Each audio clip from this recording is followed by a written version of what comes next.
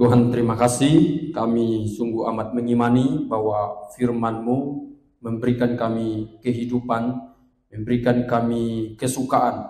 Oleh karena itu ya Tuhan, biarlah apa yang sudah Tuhan nyatakan itu boleh kami mengerti dan menerimanya, menghidupinya dalam kehidupan kami sehari-hari. Sehingga kami boleh dinyatakan sebagai orang-orang percaya, sebagai orang-orang yang memiliki iman, yang imannya boleh hidup di tengah-tengah dunia ini.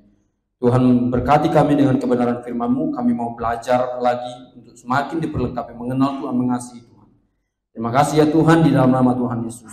Amin. Salam Bapak Ibu. Bapak Ibu, kita buka Alkitab kita dari Filipi pasal 1. Filipi pasal 1 ayatnya yang ke-27. Ya, ke-27 sampai ayatnya yang ke-30.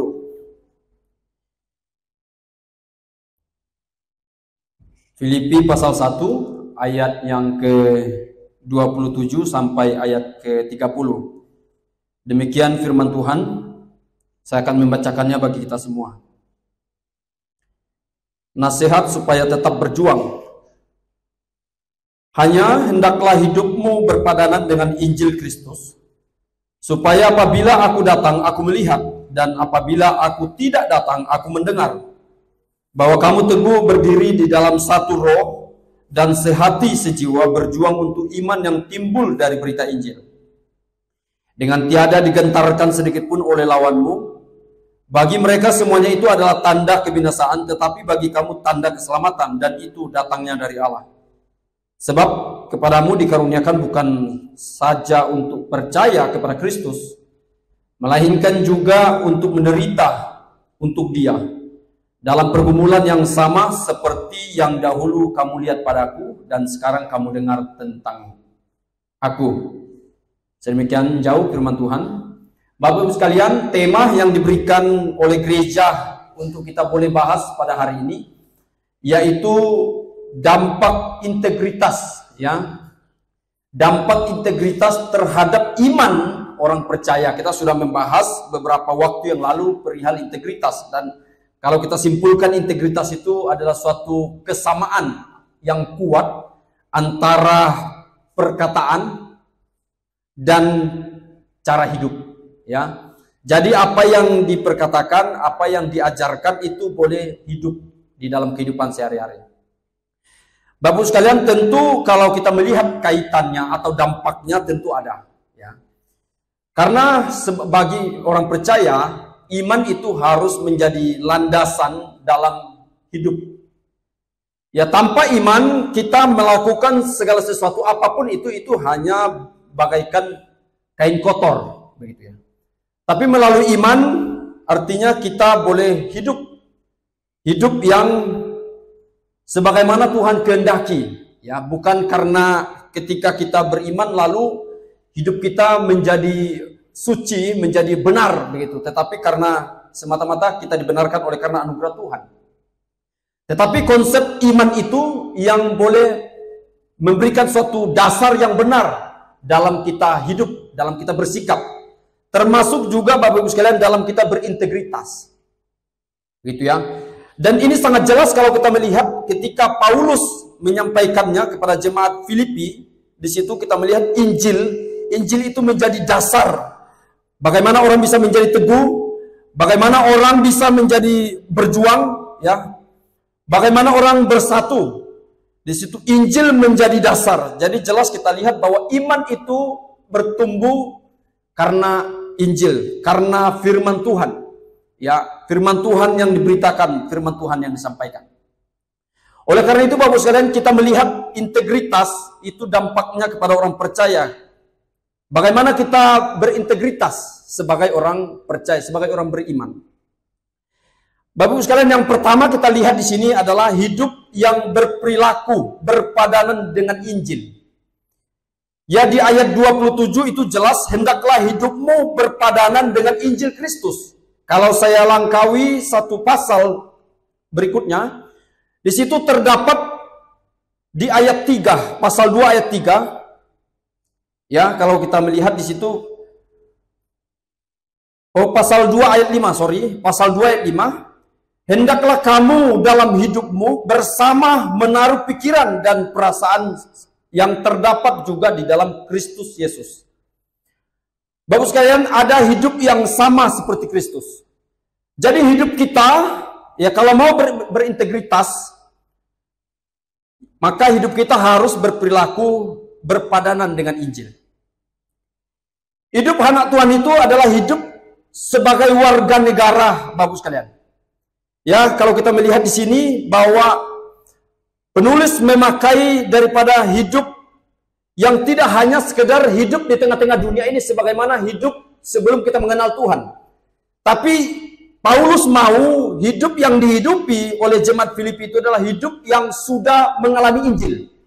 Ketika kita mengalami Injil, di situ hidup kita dibaharui, tidak hanya dibaharui. Warga kerajaan kita itu juga boleh menjadi warga kerajaan surgawi. Jadi ini ada suatu perbedaan yang Paulus mau tekankan di sini, ya. Hidup anak Tuhan itu tidak hanya hidup di tengah-tengah dunia ini, tetapi melainkan hidup juga melihat status kita sebagai warga surgawi, warga negara kerajaan Allah. Bapak Ibu sekalian, dunia ini berperilaku seperti layaknya dunia yang kita tahu. Anak Tuhan harus berbeda karena punya kewarganegaraan yang lebih tinggi daripada apa yang dialami. Bapak sekalian, di sini dikatakan bahwa kamu harus hidup, to live the life of citizen. Bapak sekalian, menghidupi hidup yang tidak hanya world ini, tapi lebih. Suatu warga kerajaan surga itu yang harus kita hidupi. Maka demikian hidup kita menjadi hidup yang berintegritas. Kalau kita hanya masih berpatok kepada hidup kita, hidup dunia, baju lama kita, begitu, maka tidak ada bedanya, Bapak sekalian. Bahkan dikatakan Paulus menekankan dalam hal ini, hidup yang kita hidupi itu lebih daripada itu merupakan suatu conversation. Kalau conversation itu, Bapak sekalian, suatu percakapan, ya, suatu percakapan berpadanan itu suatu bercakap-cakap dalam kehidupan sehari-hari. Tidak mungkin kita hanya berkomunikasi dalam waktu tertentu, tapi dimanapun kita bisa bercakap-cakap, dimanapun kita hadir kita pasti berbicara, melakukan conversation itu. Jadi Paulus mau menekankan demikian, Bapak sekalian. Hidup yang berintegritas adalah hidup yang dinyatakan dalam conversation kita, dalam kehidupan. Ya, dia pakai conversation tapi sebenarnya menekankan kepada hari-hari, begitu ya, hari-hari. Jadi integritas itu, Bapak sekalian, merupakan suatu gaya hidup kita sehari-hari. Ketika kita memahami ini, Bapak sekalian, maka itu adalah suatu kehidupan yang berintegritas. Bahkan selanjutnya di dalam Filipi pasal 1 ayat 27. Di situ kalau kita meneliti lebih jauh bahwa Paulus ini tidak hanya menekankan di dalam kehidupan status kita sebagai warga kerajaan surgawi, tapi bahkan dikatakan di situ kehidupan yang harus dihidupi adalah kehidupan yang sopan juga, Bapak sekalian. Ya, kehidupan surgawi itu adalah juga kehidupan yang menyatakan kesopanan dalam kehidupan sehari-hari. Ya. Dan itu bisa kita lihat juga di dalam Kisah Para Rasul 23 ayat 1. Di situ Paulus berkata sambil menatap anggota-anggota Mahkamah Agama. Paulus berkata, "Hai saudara-saudaraku, sampai kepada hari ini aku tetap hidup dengan hati nurani yang murni di hadapan Allah." Paulus begitu yakin, begitu tegas, bahkan dia berani diperhitungkan, dipertanggungjawabkan. Ya, berani dia dikritik, dilihat kehidupannya. Apakah hidupnya ada melenceng daripada kebenaran? Adakah hidupnya berbeda dari apa yang ditampilkan? Maka dia berkata, sampai kepada hari ini, aku tetap hidup. Bapak sekalian, bisakah kita mengatakan demikian? I have a life. Aku hidup sebagaimana hari ini aku hidup. Bapak sekalian, sebagai warga kerajaan surga, sebagai hidup yang sudah dimenangkan, sebagai hidup yang sudah mendapatkan Injil itu, jemaat Filipi harus berdiri dengan teguh. Mereka harus menjalani kehidupan mereka dengan cara yang sesuai dengan Injil, berpadanan, berperilaku dengan sebagaimana Kristus berperilaku. Bapak sekalian, dalam hubungan ini kita melihat Paulus menggunakan kata kerja yang secara harafiah, yaitu hidup sebagai warga negara, yang berarti berperilaku. Perilaku apa yang sudah kita tampilkan Bapak sekalian? Sebagai orang yang beriman. Ya, sebagai orang yang beriman, kalau lihat secara jauh bahwa iman itu harus hidup. Ya, tanpa tindakan, tanpa praktis, tanpa perilaku, maka iman itu merupakan sesuatu iman yang mati.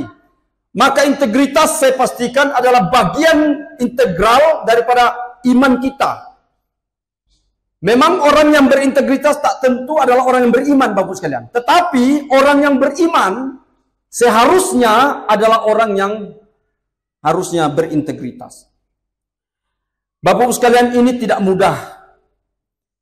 Ini kita melihat bagaimana orang Yahudi atau secara khususnya jemaat Filipi yang sudah terlalu menikmati kehidupan mereka, kehidupan kewarganegaraan Romawi pada saat itu. Sehingga mereka bergaya hidup demikian. Tidak hanya itu Bapak sekalian. Ya, mereka terlalu menikmati. Bahkan Paulus juga bisa memakai ini Bapak sekalian. Jika gaya hidup kita atau kewarganegaraan kita terlalu enjoy dengan warga kenegaraan kita sekarang, maka seperti halnya Paulus mempunyai kewarganegaraan yang lebih Bapak sekalian. Ya, orang Yahudi juga orang Romawi, ya, bahkan karena dia membeli itu Bapak sekalian, sehingga sebagai warga negara Romawi ketika dia dipenjara ada suatu kesempatan atau dia bisa melakukan banding Bapak sekalian, dan dia bisa mendapatkan kelepasan daripada itu. Nah, orang bisa menikmati ini Bapak sekalian, kenikmatan, kesempatan yang diberikan. Ya, sehingga dari latar budaya ini para pembaca ditantang untuk hidup sebagaimana mereka mempunyai kewarganegaraan yang lebih daripada apa yang menjadi kebanggaan seharusnya juga dibanggakan oleh Paulus. Saya sebagai warga negara Romawi, saya bisa lepas, saya ada hak untuk mendapatkan banding. Kalau dia memakai ini Bapak sekalian menjadi suatu kebanggaannya, maka sulit sekali untuk dia boleh berintegritas. Bapak sekalian, tetapi kita diajarkan di sini untuk kita boleh sadar. Kita tidak boleh terlalu menikmati kehidupan yang sementara ini.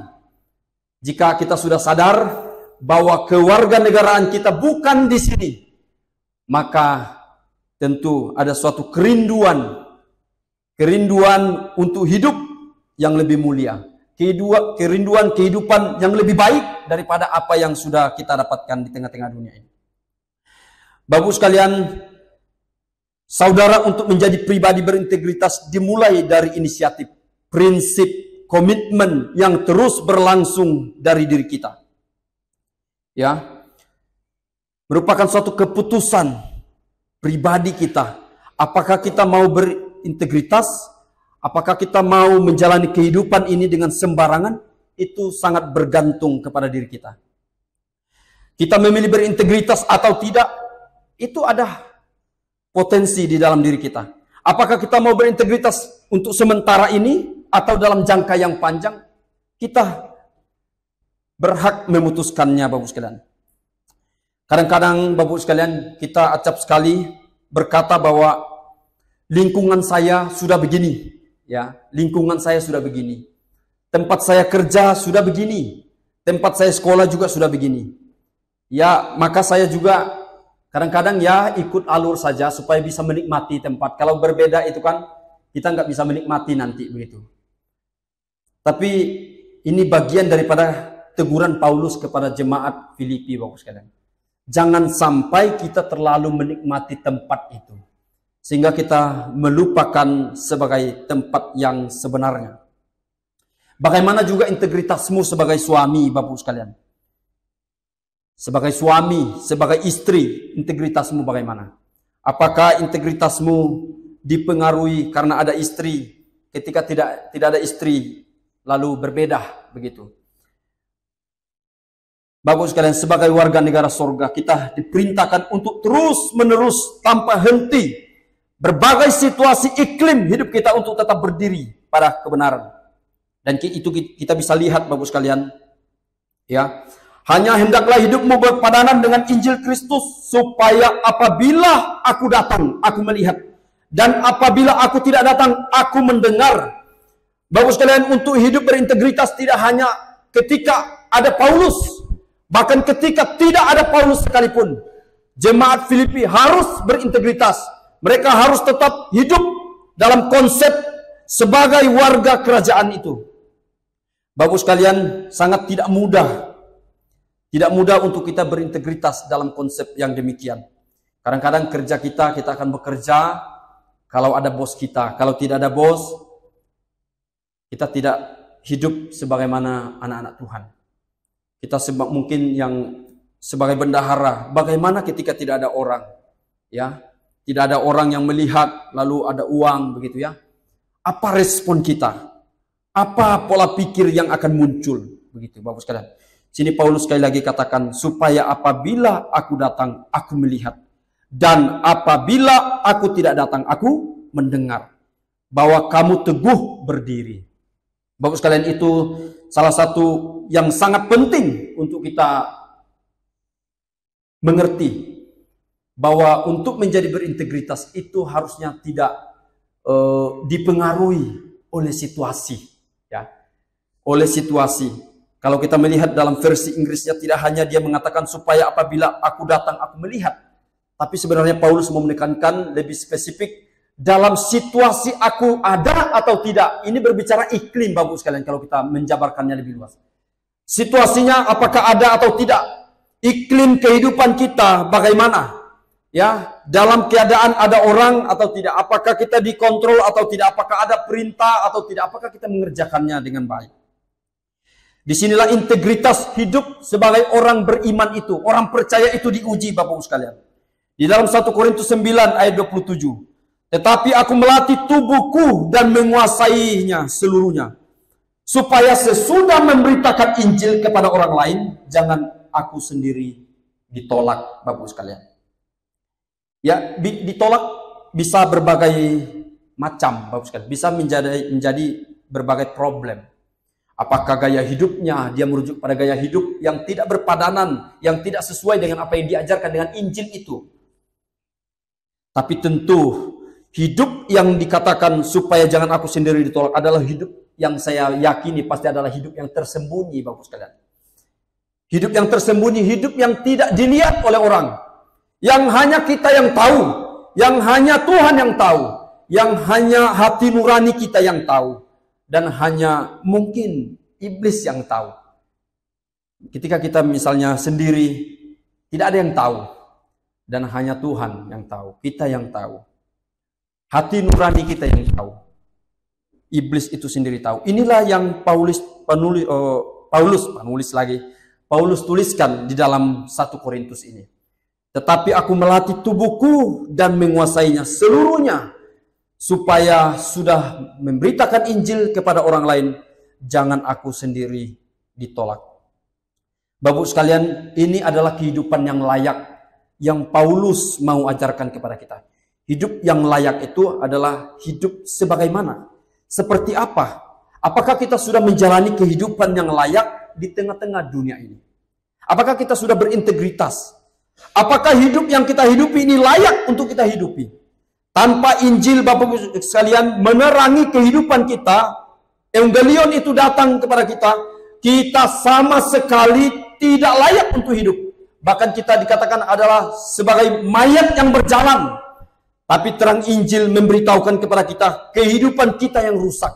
Betapa kotornya kita, betapa najisnya kita, betapa bobroknya hidup kita. Tetapi Injil juga Bapak sekalian, Injil juga memberitahukan kepada kita bagaimana cara hidup yang layak, cara hidup yang berintegritas itu seperti apa. Injil dengan kuasa Roh Kudus melahirbarukan, memberikan kita status baru Bapak sekalian, karakter baru. Sehingga kita mempunyai kehendak yang baru, cara hidup yang baru Bapak sekalian, warga kerajaan surga. Bapak sekalian, inilah yang harus menjadi gaya hidup kita, yang membedakan kita, ya, yang memberikan suatu pengharapan. Ada suatu kerinduan, ya, ada suatu kerinduan. Jangan sampai Bapak sekalian kita berdoa, ya, diberikan panjang umur. Sering sekali ya, saya kan sering bagi pokok doa di grupnya hamba Tuhan GP Kris. Selalu saya cantumkan di situ, kiranya Tuhan anugerahkan umur yang panjang. Dan sebenarnya itu terlalu ekstrim begitu ya. Kiranya Tuhan memberikan umur yang panjang. Tapi ini kan wishes ya, doa, harapan kita untuk orang itu. Tapi jangan sampai kerinduan kita, doa kita untuk orang panjang itu membuat orang tidak merindukan kehidupan setelah ini begitu. Terlalu menikmati, masih ada banyak harta-harta yang perlu dihabiskan. Misalnya Pak Andreas ini kan, masih ada hartanya yang belum sama sekali tersentuh begitu ya. Hartanya masih banyak, belum sempat dinikmati beberapa putra-putranya ini. Sehingga membuat apa? Terlalu menikmati dunia ini. Tentu ini juga tidak boleh Bapak sekalian. Demikianlah cara hidup kehidupan yang Paulus mau ajarkan kepada jemaat Filipi. Ingat statusmu. Kamu sudah menerima Injil. Bapak sekalian, Injil ini pure daripada Evangelion, ya. Injil yang diberitakan, bukan cara hidup. Ya, cara hidup juga ada. Injil itu melalui evangelizo, memproklamirkankah atau mencontohkan. Tapi Paulus di sini menuliskan itu hanya merujuk pada Injil itu sendiri yang mengubahkan. Ya, bukan orangnya, bukan jemaat Filipi yang harus memancarkan imannya, perilaku mereka dikatakan beriman, bukan. Tapi di sini memang pure Injil itu sendiri. Bapak sekalian, Injil itu sudah mengubahkan hidup kita. Ya, sudah mengubahkan hidup kita. Sudah memberikan kita suatu status baru, kewarganegaraan baru, sehingga ada suatu gaya hidup yang baru, yang lebih mulia. Maka ini juga Bapak sekalian yang menjadikan kita berintegritas. Iman kita menjadi hidup di tempat kerja. Ya.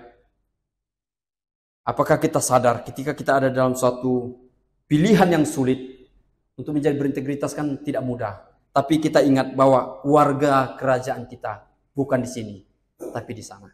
Yang kedua, Bapak Ibu sekalian, yang kedua kita melihat di situ ada kata teguh. Teguh berdiri dalam satu roh. Bapak Ibu sekalian, kata itu sudah didahului dengan ketika Paulus berkata, ketika apabila aku datang, aku melihat, dan apabila aku tidak datang, aku mendengar. Bahwa kamu teguh berdiri dalam satu roh. Ini juga menjadi suatu cara untuk kita boleh berintegritas dalam hidup sebagai orang beriman. Teguh berdiri di berbagai situasi. Ya, kalau dalam bahasa Inggrisnya dia memakai kata bertahan, Bapak sekalian. Bertahan. Ini menolong kita untuk tetap bertahan dalam keadaan apapun. Keadaan susah, keadaan miskin, keadaan kekurangan sekalipun, tidak mengubahkan gaya hidup kita. Ya, tidak mengubah kita. Uang yang banyak tidak mengubah kita menjadi seorang yang mata duitan begitu. Ada makanan tidak menjadikan kita seorang yang serakah begitu. Jadi keadaan itu jangan sampai mengubah kita, Bapak sekalian. Teguh berdiri di berbagai situasi. Ketekunan. Dan ini dilakukan present indikatif aktif, Bapak sekalian. Secara terus menerus dilakukan. Jadi tidak hanya di dalam satu situasi di mana kita boleh berintegritas dan di tempat lain tidak. Ya, ada suami kita berintegritas, ketika tidak ada istri kita tidak berintegritas. Tidak demikian, Bapak sekalian. Integritas itu harus kita hidupkan, nyatakan di dalam kehidupan kita hari demi hari. Dan kita tahu, Bapak sekalian, untuk teguh di dalam segala situasi perlu perjuangan. Perlu kerja keras. Namun tidak boleh melupakan juga bahwa kita bisa teguh. Bapak Ibu sekalian bisa teguh. Bisa tetap teguh ketika ada suatu potensi untuk tidak berintegritas. Di situ ada satu pribadi, yaitu Roh Kudus. Roh Kudus dengan teguh dia tinggal di dalam hati kita. Dia tidak berpindah-pindah, Bapak sekalian. Maka cara hidup kita harusnya rohani, ya rohani begitu. Kita berjuang. Tidak mengatakan hari ini saya tidak dipimpin oleh Roh Kudus, lalu di hari berikut saya dipimpin. Besoknya lagi tidak dipimpin. Tidak demikian. Cara kerja Roh Kudus, Bapak sekalian, tidak demikian. Cara kerja Roh Kudus itu dia teguh menetap di dalam hati kita. Memberikan suatu alarm, pengingat, penolong, Bapak sekalian. Mengingatkan kita ketika kita mulai bergeser, menyimpang. Mengingatkan kita untuk setia ketika kita mulai tidak setia kepada pasangan kita. Menegur kita ketika kita melakukan dosa, Bapak sekalian. Roh Kudus dengan setia dan terus menerus ada. Dia tidak berpindah-pindah untuk sementara waktu sebagaimana konsep Roh Kudus di dalam perjanjian lama. Dia berpindah, memakai orang percaya untuk memberikan kuasa, memakai orang yang dipilihnya untuk memberikan suatu kecakapan. Tapi di dalam perjanjian baru, Bapak sekalian, menetap teguh. Bapak sekalian, di sini juga kita harus teguh, Bapak sekalian. Kita harus teguh. Bagaimana ketika situasi di tempat kerja kita, di dalam rumah tangga, di dalam ibadah, menggoyahkan iman kita. Ya, ketika kita ada dalam suatu pergumulan, persoalan, banyaknya pikiran, beratnya kehidupan, kita di sini diminta untuk tetap teguh berdiri dalam segala situasi. Situasi hidup kita berbeda-beda. Bisa Bapak Ibu sekalian jabarkan di dalam pribadi, lepas pribadi, dalam keluargamu. Apa situasi hidup Bapak Ibu sekalian yang membuat Bapak Ibu sekalian kemungkinan potensi besar untuk menjadikan Bapak Ibu sekalian tidak setia, tidak berintegritas? Situasi seperti apa? Bapak Ibu sekalian silakan memikirkannya begitu. Situasi seperti apa hidup saya untuk saya gagal sekali berintegritas? Sulit sekali saya berintegritas. Orang bisa lolos di dalam karakter lain, bisa dia gagal dalam karakter lain, Bapak sekalian. Yang ketiga, Bapak sekalian, ya, dan juga di sini dikatakan, Bapak sekalian, di ayat 28, ya, dengan tiada digentarkan sedikit pun oleh lawanmu. Bagi mereka semuanya itu adalah tanda kebinasaan, tetapi bagi kamu adalah tanda keselamatan dan datangnya dari Allah. Bapak sekalian, yang berikut di situ kita melihat ada kata digentarkan. Ya. Digentarkan, tidak hanya digentarkan itu ada suatu kayak bisa bukan gentar-gentar begitu ya. Tapi ini memang suatu keadaan yang sulit begitu ya, membuat orang ciut begitu. Kalau dalam bahasa sehari-hari kita, kayak takut begitu. Jadi ada sesuatu yang menakutkan, mengerikan Bapak sekalian. Ini jelas menjadi problem yang sangat jelas kita bisa lihat di dalam kehidupan kita.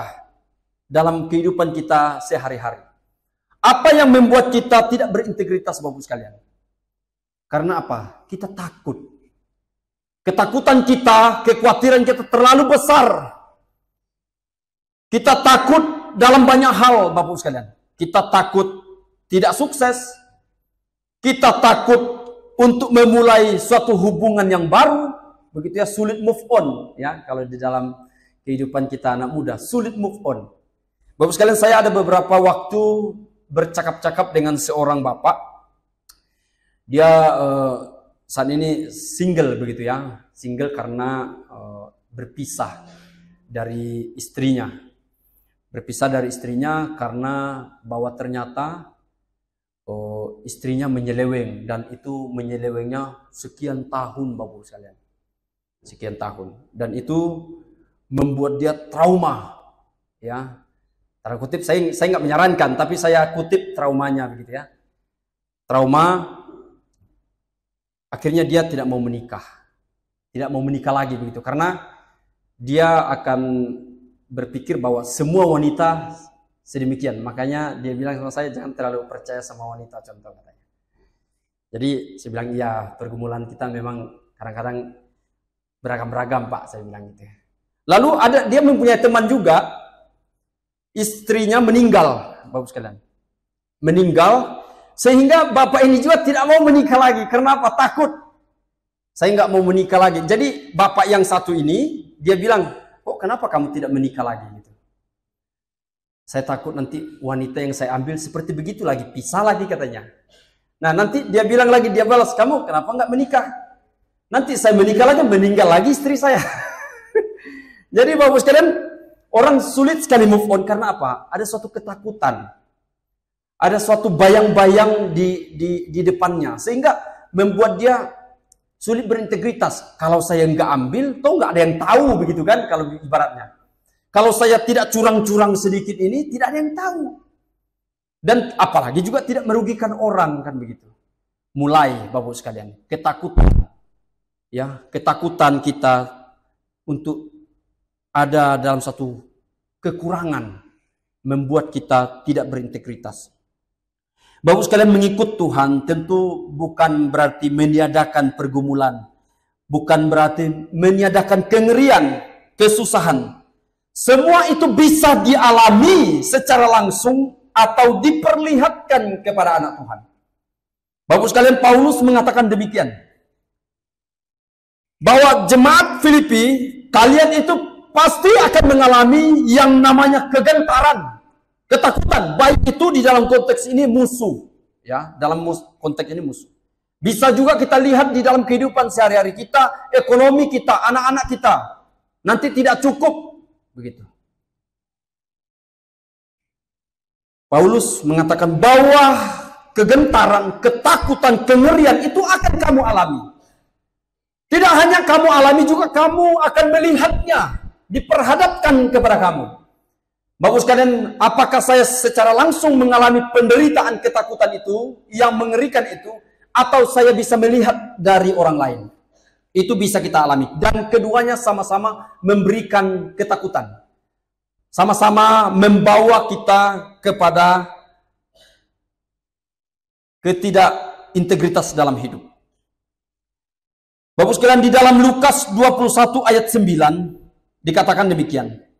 Dan apabila kamu mendengar tentang peperangan dan pemberontakan, janganlah kamu terkejut, sebab semuanya itu harus terjadi dahulu. Ini kalimat di dalam Injil Lukas, Bapak sekalian. Dan apabila kamu mendengar, Bapak sekalian, peperangan dan pemberontakan, janganlah kamu terkejut, sebab semuanya itu harus terjadi. Jadi semuanya ini, Bapak sekalian, pergumulan hidup, kekurangan, kehilangan dan lain-lain, itu pasti kita alami, tidak bisa kita tiadakan, Bapak sekalian. Mau dirimu tidak melakukan dosa sekalipun, itu harus terjadi karena itu menjadi sesuatu yang natural di dalam kehidupan kita, manusia yang sudah jatuh di dalam dosa, Bapak sekalian. Kita jangan membayangkan kehidupan yang Eden dulu begitu ya, yang serba cukup, serba tidak ada kekurangan. Sehingga di situ tidak ada integritas dan nggak ada misalnya tantangan untuk menjadi kaya, nggak ada. Semua Tuhan sediakan. Tapi ketika jatuh dalam dosa, Bapak sekalian, wanita melahirkan harus mengalami kesakitan. Pria harus keluarkan keringat untuk boleh mendapatkan apa yang dikerjakan. Itu menjadi sesuatu natural, Bapak sekalian. Oleh karena itu, Bapak sekalian, semuanya itu harus terjadi dahulu. Dan inilah yang Paulus mau katakan, supaya jemaat Filipi ini untuk hidup, kalau kita bawa di dalam tema kita, untuk hidup berintegritas, kalian harus memahami bahwa kemiskinan yang saya alami, kesusahan, pergumulan, kesulitan yang saya alami, merupakan sesuatu hal yang normal, yang harus saya alami atau saya lihat dari orang lain. Sehingga Bapak sekalian, jangan sampai keadaan situasi itu menggoyahkan iman kita. Ketika Paulus berkata tiada digentarkan, ayat 28 itu tidak hanya sekedar menguatkan jemaat, Bapak sekalian, jemaat Filipi, melainkan kalimat ini Paulus lakukan, hidupi terlebih dahulu, bahkan sedang dialami untuk tidak takut. Ketika dia mengatakan jangan gentar, Bapak sekalian, saat itu Paulus sedang mengalaminya. Inilah integritas, Bapak sekalian. Ketika Paulus mengajarkan jangan gentar kepada jemaat Filipi, dia juga sudah mengalami itu. Dia ada di dalam situasi itu pada saat itu. Sehingga dia menasihatkan, Bapak sekalian, tidak hanya berkata-kata, tapi ia sedang alami Bapak sekalian, ini adalah suatu khotbah yang hidup. Dia alami, dia hidupi, dan dia ajarkan kepada jemaat Filipi. Dan itu bisa kita lihat Bapak sekalian di dalam Filipi 1 ayat 30. Di situ dikatakan, dalam pergumulan yang sama seperti yang dahulu kamu lihat padaku, dan yang sekarang kamu dengar tentang aku. Bapak Ibu sekalian bisa memperhatikannya secara pelan-pelan. Dalam pergumulan yang sama seperti yang dahulu kamu lihat padaku, dan yang sekarang kamu dengar tentang aku. Dulu menderita, sekarang juga menderita Bapak sekalian. Tetapi tidak meniadakan, menggoyahkan daripada Paulus itu untuk tidak berintegritas Bapak sekalian. Di ayat 29 juga dikatakan di sini, menarik sekali ini Bapak sekalian. Ayat 29. Saya mundur satu ayat. Kepada kita tidak hanya dikaruniakan untuk percaya kepada Yesus, melainkan juga untuk menderita bagi Dia. Bapak sekalian, sebab kepada kamu dikaruniakan bukan saja untuk percaya kepada Yesus, melainkan juga untuk menderita. Jadi ini satu paket Bapak sekalian. Satu paket dalam mengikut Yesus. Ya. Kalau kita mau uang yang ada angkanya, maka harus siap-siap uang juga di baliknya itu ada garudanya, kan begitu. Ada gambarnya. Jadi tidak bisa kita meniadakan Bapak sekalian mengikut Yesus lalu meniadakan penderitaan, enggak. Ini jelas, bahkan dikatakan Paulus ini sangat indah sekali kata-katanya, sebab kepada kamu dikaruniakan. Ini merupakan satu privilege Bapak sekalian, dikaruniakan. Ini menjadi sesuatu kesengajaan daripada Tuhan kalau kita melihat secara kasarnya begitu. Kesengajaan diberikan, ya. Apakah kita hanya mau yang baik-baiknya saja, kata Ayub, ya? Apakah kita hanya mau yang baik-baiknya saja? Apakah anak-anak kita hanya mau yang baik-baiknya saja? Maka di sini Bapak sekalian, inilah harusnya juga yang menjadi gaya hidup kita. Ketika kita mengalami kesusahan, jangan sampai kita gara-gara kekurangan itu kita menjadi tidak berintegritas. Semua kita comot, semua kita libas, semua kita tipu atasan, kita tipu bawahan. Bapak sekalian, ini sangat-sangat bertentangan dengan apa yang Paulus katakan. Ketika kita memahami ini, penderitaan merupakan bagian apa yang Allah berikan untuk saya, maka di situ kita boleh tetap teguh dalam keadaan apapun. Memang tidak mudah Bapak sekalian, ya, tidak mudah. Untuk kita boleh dalam keadaan ini. Memahami ini sangat tidak mudah. Kadang-kadang itu kadang-kadang seolah hanya untuk mengenakan, biarlah teks itu berbicara sendiri begitu. Tetapi tidak berkait dengan kehidupan saya. Berat, tidak mudah begitu. Tapi kita melihat jelas di sini Paulus mengalaminya Bapak sekalian. Ini bukan suatu omong kosong, ya. Penderitaan itu kita harus memahaminya dalam kaca keselamatan. Kita melihat bahwa kita tidak hanya diselamatkan dari save from, Bapak sekalian, save from, tapi juga kita harus memahaminya save for.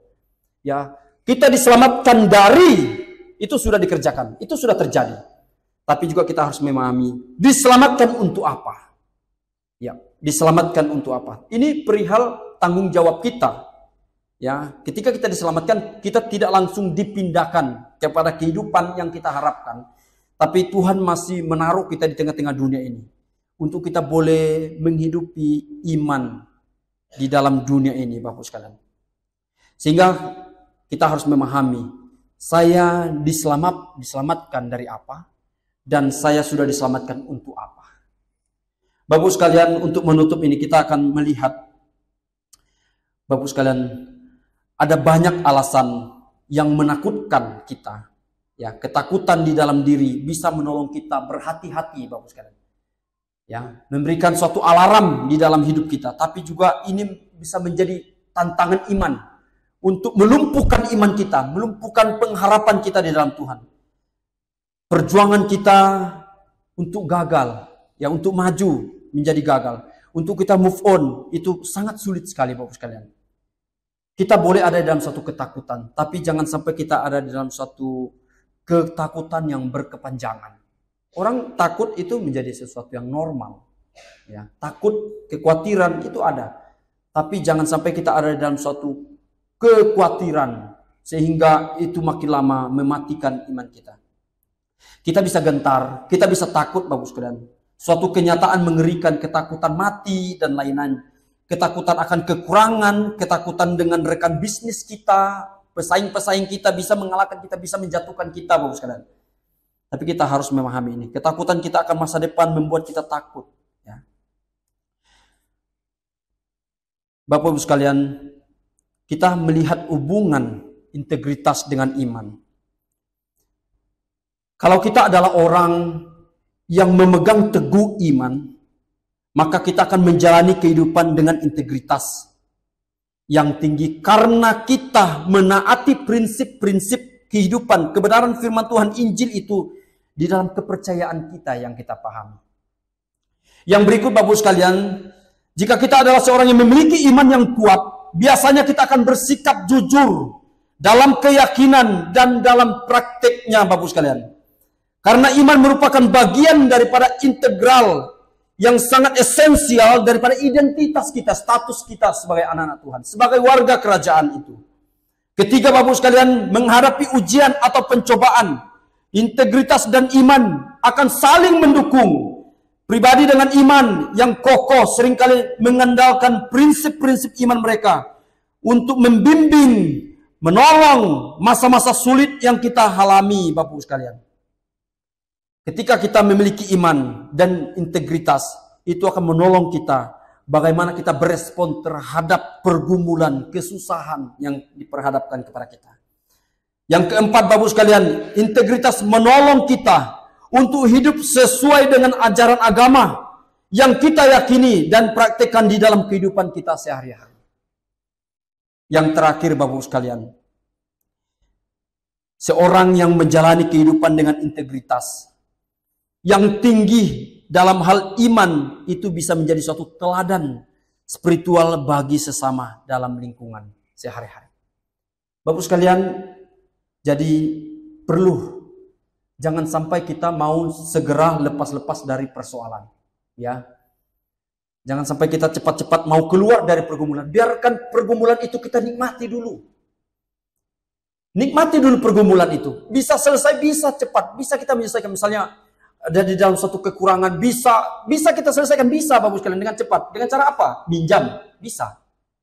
Dengan minjam bisa. Kita menyelesaikan pergumulan kita saat itu kita sedang kurang. Salah satu solusinya kurang, bisa kita pinjam. Tapi biarlah kekurangan itu kita nikmati dulu, Bapak sekalian. Kita nikmati. Karena itu bagian daripada yang sudah Tuhan taruh bagi kita. Dan melaluinya itu menjadi suatu kesaksian iman, kesaksian yang hidup, kesaksian spiritual bagi orang-orang di dalam persekutuan kita, bagi tetangga-tetangga kita, bagi anak kita, Bapak sekalian. Ketika engkau hidup berlutut kepada Tuhan, anakmu melihat bagaimana perjuanganmu bergumul di hadapan Tuhan. Tidak hanya membentuk mereka, tetapi gaya hidup yang engkau tunjukkan itu juga akan melekat secara kuat di dalam anakmu. Dia melihat suatu sosok ibu, orang tua yang dengan segala sesuatu melakukannya dengan menikmati Tuhan di dalam keadaan situasi apapun. Kiranya Tuhan memberkati kita, menolong kita, Bapak sekalian. Mari kita berdoa. Tuhan, terima kasih. Kami tahu ya Tuhan, Engkau tidak akan memberikan suatu ujian hidup yang melebihi daripada kekuatan kami. Oleh karena itu ya Tuhan, ajar kami untuk boleh menikmati, mengalami, merasakan campur tangan-Mu. Sehingga kami pun mengalami Tuhan di dalam badai hidup itu. Tuhan, ada banyak hal-hal yang membuat kami mudah sekali untuk meninggalkan Engkau, mudah sekali tergoda, mudah sekali untuk tidak berintegritas hidup di tengah-tengah dunia ini. Namun ya Tuhan, hari ini kami diajar untuk bersandar sepenuhnya kepada Tuhan. Dan kami tahu bahwa Engkau memberikan itu dengan satu tujuan bahwa nama-Mu dimuliakan melalui pergumulan kami. Dan melalui pergumulan kami orang lain dikuatkan ya Tuhan. Terima kasih ya Tuhan. Terpuji termulia nama-Mu. Di dalam nama Kristus Yesus kami sudah berdoa mengucap syukur. Amin.